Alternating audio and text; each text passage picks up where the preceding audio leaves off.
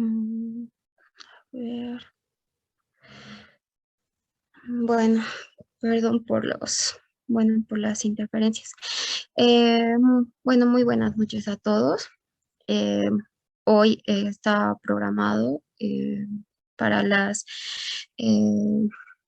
noches de sesiones. Tenemos el tema de actualización de insuficiencia cardíaca, que, para presentar este tema, me basé en las últimas guías de la AJA 2022 sobre el manejo de insuficiencia cardíaca.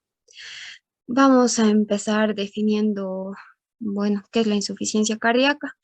La insuficiencia cardíaca las definen estas guías como un síndrome clínico complejo de signos y síntomas en presencia de cualquier deterioro estructural o funcional de, de la fracción de eyección.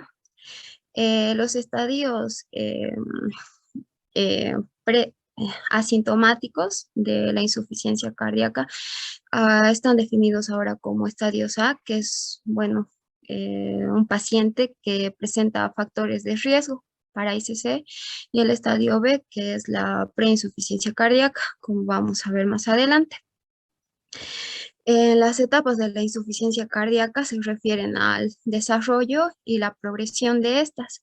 En la etapa A, o la etapa de riesgo, es un paciente sin síntomas ni cardiopatía estructural, y en ausencia también de biomarcadores de lesión. Por ejemplo, puede ser un paciente que tenga hipertensión arterial, síndrome metabólico, un paciente diabético.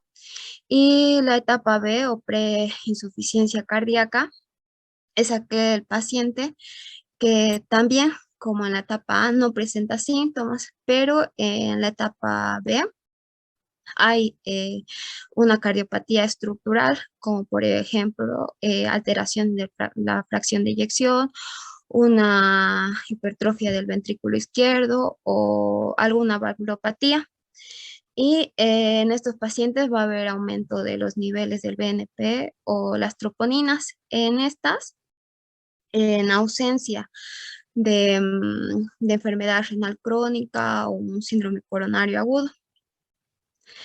Y el estadio C, o la insuficiencia cardíaca sintomática. Esta es ya, el paciente que presenta signos y síntomas de insuficiencia cardíaca en presencia de una cardiopatía estructural con niveles elevados de biomarcadores, como el BNP o el ProBNP.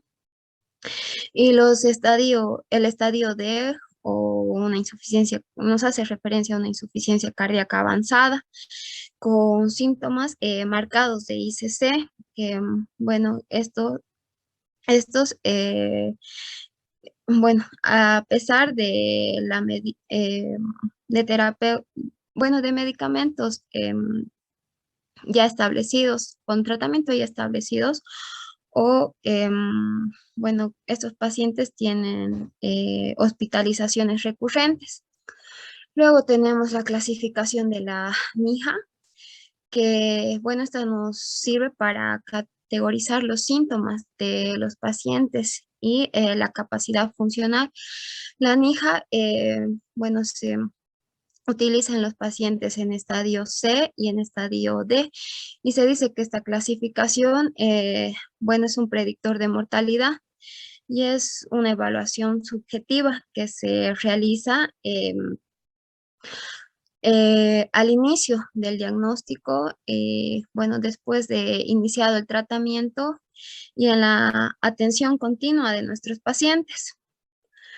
Bueno, los pacientes en estadio C también se, se los clasifican según la trayectoria de esta etapa. Se los puede clasificar en pacientes de novo, que son aquellos pacientes que no han tenido signos, ni síntomas, ni historia clínica previa de insuficiencia cardíaca.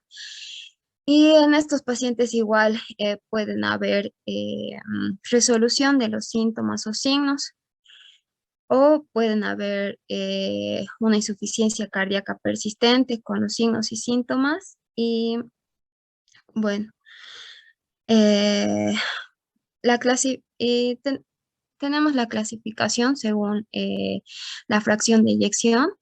En estas guías nos clasifican la fracción de eyección en fracción de eyección reducida, es aquella que se encuentra una fracción de eyección del ventrículo izquierdo menos del 40%, la levemente reducida, que se encuentra entre el 41 y el 49%, y la FEBI conservada, que es aquella que está por arriba del 50%. Y tenemos también la FEBI mejorada, perdón, la FEBI recuperada, que es aquella en donde nuestro paciente tiene una FEBI inicial de 40%, o sea, una FEBI puede ser levemente reducida o reducida, pero está con la terapia médica guiada por las guías, tiene una mejoría del 10% de la FEBI inicial o una segunda medición con la FEBI mayor de 40%. Y bueno, el algoritmo diagnóstico para la clasificación basada en la insuficiencia cardíaca y la fracción de eyección. Bueno, en todo paciente que tenga antecedentes de insuficiencia cardíaca o signos o síntomas, tenemos que hacerle eh, varios métodos diagnósticos para confirmar o descartar nuestro diagnóstico. Entre, entre los paraclínicos que le tenemos que pedir va a ser la medición del BNP y el ProBNP. Un BNP mayor de 35 y un ProBNP mayor de 125 ya nos estarían confirmando el diagnóstico. Posteriormente se le tiene que realizar un ecocardiograma a estos pacientes para ya hacer la clasificación según la fracción de eyección. Esta clasificación es importante ya que, bueno, el tratamiento no va a ser el mismo en un paciente que tenga fracción de eyección conservada o una fracción de eyección reducida. Bueno, tenemos las causas de la insuficiencia cardíaca. Como mencionamos anteriormente, los pacientes en etapa A son esos pacientes que tienen factores de riesgo, que es un paciente con hipertensión, diabetes, obesidad o una enfermedad cardiovascular aterosclerótica.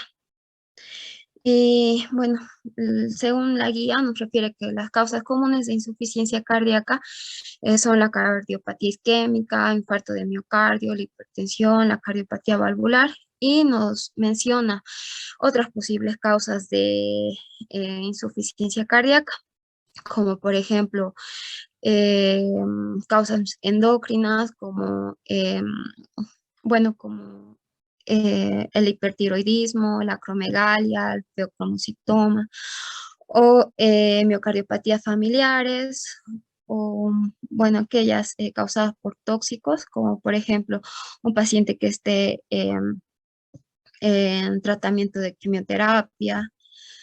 Bueno, la evaluación clínica, como decíamos anteriormente, es importante en estos pacientes evaluar los signos y los signos de congestión con una recomendación de uno y evidencia, según la evidencia B. Los signos y los síntomas de congestión nos ayudan a nuestro tratamiento. eh, y bueno, nos pide igual que tenemos que, bueno, continuando, nos habla del BNP y el ProBNP. Y bueno, se debe realizar estas mediciones en todo paciente que presente antecedente de insuficiencia cardíaca o disnea. Los valores de estos no van a determinar la gravedad de la insuficiencia cardíaca y se piden cuando la causa de la disnea no está clara. Se dice que estos tienen un valor predictivo positivo, ya que valores normales del BNP o ProBNP o valores bajos, menos de los que anteriormente ya mencionamos, nos estarían descartando el diagnóstico de insuficiencia cardíaca. Y también se dice que la obesidad, bueno, en los pacientes con obesidad tenemos valores disminuidos de estos biomarcadores y eso, bueno, le disminuyen la sensibilidad que tienen estos. También tenemos estos biomarcadores elevados en causas cardíacas y no cardíacas. En causas cardíacas está la insuficiencia cardíaca, el síndrome coronario agudo o las enfermedades valvulares, la miocarditis o incluso la cardioversión. Y también se ha visto que están elevadas en pacientes con edad avanzada o que tengan anemia o patologías respiratorias como por ejemplo la enfermedad obstructiva del sueño y también puede estar elevada en quemaduras severas o sepsis bacteriana. Estos biomarcadores nos van a determinar el pronóstico de nuestros pacientes, ya que a niveles más elevados nuestro paciente va a tener peor pronóstico. Y también cuando ya nuestro paciente esté con tratamiento nos va a orientar si ha tenido una buena o una mala adherencia al tratamiento y también nos va a ayudar a la a optimizar nuestro tratamiento. Y bueno, estos valores elevados eh, estos pacientes van a tener mayor riesgo de muerte e incluso reingresos hospitalarios recurrentes. Y bueno, todo lo que ya se ha mencionado, aquí están los grados de recomendación, que es el grado de recomendación 1, con nivel de evidencia A, que se debe, bueno, que se debe medir los péptidos natriuréticos y la prohormona NT terminal del péptido natriurético. Y bueno, las evaluaciones con imágenes, bueno, después de un examen físico adecuado en estos pacientes, después de el- una, un- una anamnesis, lo que tenemos que hacer, a ver, ay, no sé si me sale. Mm, ay, no sé. Bueno, ay, perdón, o sea, ya. Bueno, lo que tenemos que hacer es el ecocardiograma transtorácico nos va a dar el diagnóstico. Este nos va a determinar la fracción de eyección y al determinar la fracción de eyección también vamos a poder realizar una terapia óptima farmacológica. Y bueno, los ecocardiogramas seriados solamente van a estar indicados cuando hayan cambios significativos en la clínica de nuestros pacientes o que éste ya esté con una buena adherencia al tratamiento. Solo es esto, estas guías nos recomiendan hacer controles de ecocardiograma 40 días posteriores de un infarto agudo de miocardio o 90 días posterior a una revascularización o como les mencionaba, 90 días después de que este paciente esté con la terapia dirigidas por las guías. También nos recomiendan realizarle una radiografía de tórax, ya que con esta vamos a poder ver determinar la presencia de cardiomegalia, la congestión venosa pulmonar o el edema intersticial o alveolar que se presente y reevaluar causas alternativas.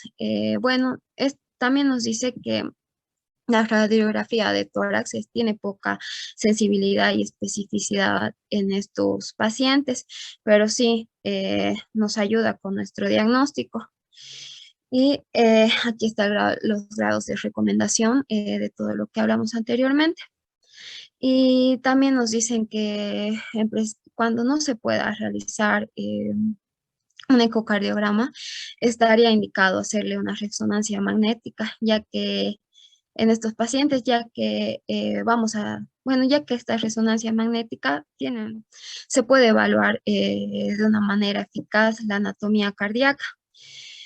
Y la evaluación invasiva, eh, bueno, ellos recomiendan la biopsia en pacientes que tengamos alta sospecha de un diagnóstico específico, como una insuficiencia cardíaca por amiloidosis, como por ejemplo, pero las contraindican de manera rutinaria, ya que estas tienen alto riesgo de complicación, como por ejemplo de que se presente una perforación o un taponamiento cardíaco o una formación de trombos posterior a una biopsia. Bueno, ya entrando un poco al, al manejo o a las medidas de prevención, en la etapa A o en los pacientes con riesgo, eh, como mencionamos, son aquellos pacientes con presencia de comorbilidades. En esto nos recomiendan los hábitos de vida saludables para que estos pacientes de etapa A no desarrollen una insuficiencia cardíaca o se ha visto que los hábitos de vida saludable bueno, tienen una alta preservación de la estructura cardíaca. Nos recomiendan una presión arterial con valores, perdón, esto está mal, menos de 130/80, ya que se ha visto que estos pacientes tienen menor riesgo a desarrollar una insuficiencia cardíaca ya con signos y síntomas y aparte con daño estructural.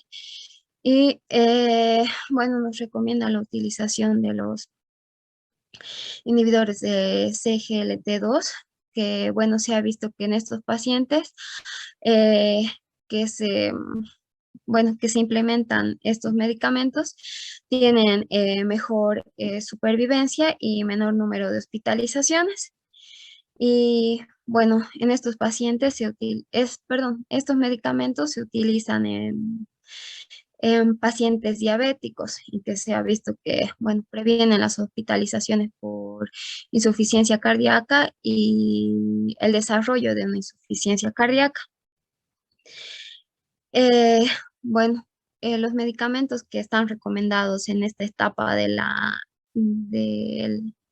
bueno, de en sí, de la factores de riesgo de insuficiencia cardíaca están los inhibidores del sistema renina-angiotensina, pueden ser los YECAS o los ARA2, y bueno, y en casos, bueno, también recomiendan los beta bloqueantes. Y bueno, siguiendo, dicen que todos los medicamentos que se utilizan, bueno, todas las medidas que se utilicen en el estadio A también tienen que ir a formar parte del estadio B, con el control óptimo de la presión arterial, con los inhibidores GLT2, con buenos estilos de vida. Todos esos también tenemos que manejarlos en el estadio B. Y bueno, en el estadio B es importante identificar a estos pacientes, ya que vamos a prevenir o retrasar el desarrollo de una insuficiencia cardíaca como tal, bueno, como ya se mencionaba, con los estilos de vida y terapias farmacológicas. En estos pacientes, bueno, se dice que ya se puede también se puede utilizar inhibidores del sistema renina-angiotensina y los beta bloqueantes con pacientes con FEVI de menor de 35 a 45%. Los YECAS nos van a ayudar en, bueno, en evitar la remodelación cardíaca. Se ha visto que en estos pacientes hay una disminución de la mortalidad y también disminución de hospitalizaciones por insuficiencia. Bueno, y también recomiendan el uso de estatinas en presencia de eventos coronarios agudos o infarto agudo de miocardio o enfermedad, síndrome coronario agudo y enfermedad coronaria. Y ellos también dicen que en todos los pacientes diabéticos que estén tratados con tiazolidendionas, bueno, desaconsejan el uso de estos medicamentos, ya que se ha visto que en estos pacientes ha habido mayor tasa de insuficiencia cardíaca, con aumento de retención de líquidos, con mayor signos y síntomas de congestión, y también incluso se ha visto que estos pacientes han requerido aumento de medicamentos para la insuficiencia cardíaca y los beta bloqueantes, los bloqueantes de los canales de calcio, como el verapamilo y el diltiazem, están recomendados en el estadio B de preinsuficiencia cardíaca, ya que estos medicamentos presentan, bueno, son inotrópicos negativos. Y bueno, aquí tenemos los grados de recomendaciones de todas de todo lo que ya se ha hablado en preinsuficiencia cardíaca, que se debe utilizar los IECAS, en caso de que nuestro paciente presente alguna contraindicación para utilizar IECA, también recomienda la utilización de inhibidores de los ARA2 y con una recomendación de clase 1. Y bueno, con evidencia 3 desaconsejan las diazolidendionas y también los bloqueadores de los canales de calcio no hidropiridínicos. Y bueno, con eso estaríamos concluyendo la exposición para posteriormente concluir con el tratamiento ya de la insuficiencia cardíaca establecida, para no hacer tan larga la exposición. De acuerdo, Bueno, Doc. muchas gracias por su atención. Gracias, Doc. Adecuada en torno a la presentación. Es decir, lo más pegado posible al tema de respetar los lineamientos de la presentación, es decir, de no sobrecargar diapositivas, de manejar